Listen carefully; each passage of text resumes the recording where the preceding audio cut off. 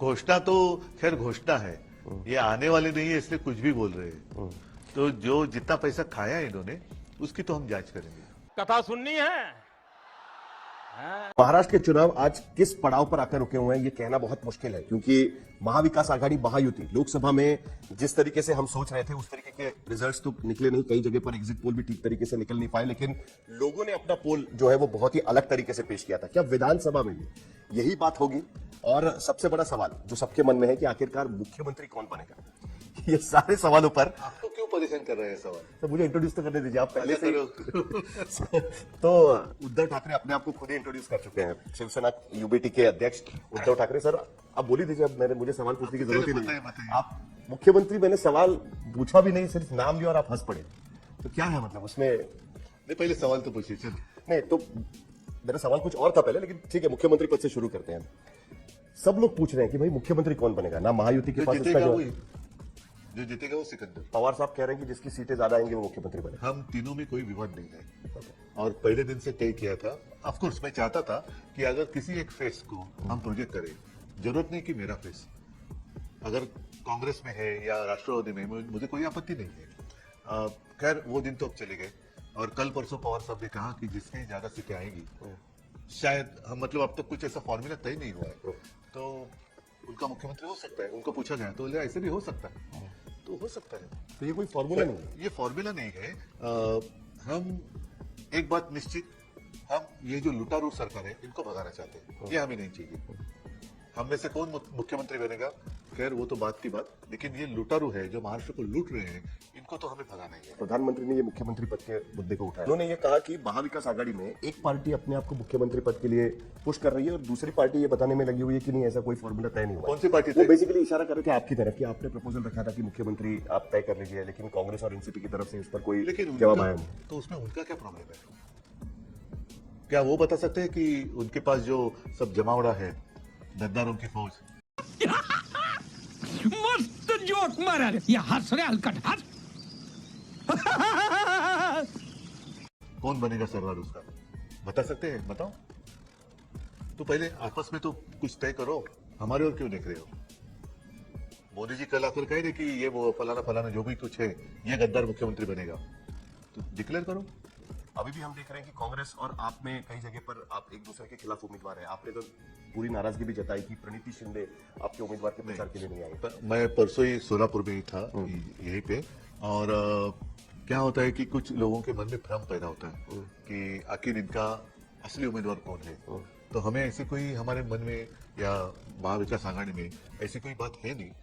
ठीक है, जब भी कोई आघाड़ी होती है या गठबंधन होता है, स्वाभाविक है हर कोई पार्टी ज्यादा सीटें चाहती है, तो दोनों होता है, प्लस पॉइंट माइनस पॉइंट। हम अलायंस क्यों करते हैं? तो हम सब मिलकर सत्ता में आए, लेकिन उस वक्त एक बात जरूर हमें उसका स्वीकार करना चाहिए कि हर एक पार्टी की सीटें थोड़ी कम होती है, तो थोड़ी खिंचातानी तो होती है। इस पर कुछ ज्यादा हो गई खिंचातानी, लेकिन टूटा तो नहीं ना, जैसे बीजेपी ने किया था 2014 में। पता है ना आप सबको? नहीं पता है? कहाँ पता है? हाथ ऊपर करो, किसको पता है? 2019 में बाद में हमारे साथ उन्होंने गठबंधन बनाया, तो वैसे इतनी खिंचातानी तो हुई नहीं। हम एक बात आपको ध्यान देना पड़ेगा कि आज तक कभी भी पिछले लोकसभा चुनाव के पहले शिवसेना, कांग्रेस और राष्ट्रवादी कभी तीनों इकट्ठा मिलकर चुनाव ही नहीं लड़े थे। हम जो भी चुनाव लड़े थे एक दूसरे के खिलाफ लड़े थे।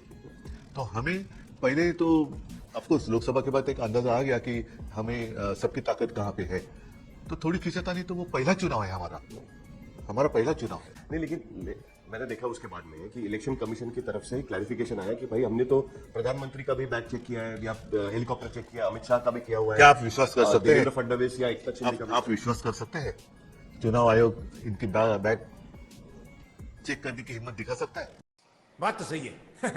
सवाल तो आप विश्वास करते हैं? नहीं, मैं तो नहीं करता, मैं तो बिल्कुल नहीं करता।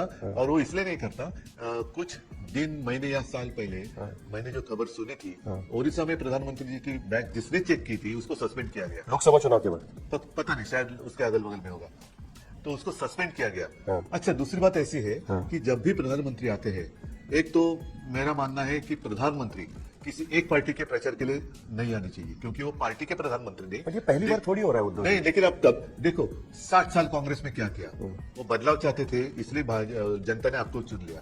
तो अब वही चीज आप आगे लेके जाने वाले हैं, तो कांग्रेस क्या बुरी थी? तो प्रधानमंत्री आप देश के हैं, आप चलो नई शुरुआत करो, देश स्वागत करेगा उसका। अच्छा, इसके बावजूद आज ही की बात दूसरे दिन, लगातार दूसरे दिन मेरी बैग चेक की, कोई मुझे आपत्ति नहीं है।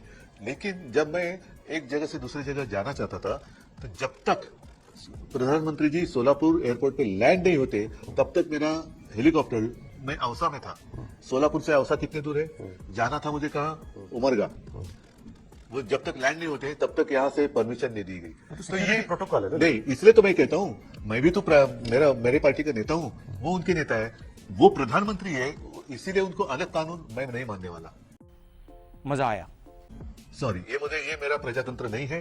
अगर उनको प्रायोरिटी दे रहे हैं तो मुझे भी मिलनी चाहिए, मुझे रोक रहे तो उनको भी रोकना चाहिए। उनको कहना चाहिए था उद्धव ठाकरे का हेलीकॉप्टर उड़ रहा है, आप घूमो ऊपर, क्यों नहीं ऐसा होता?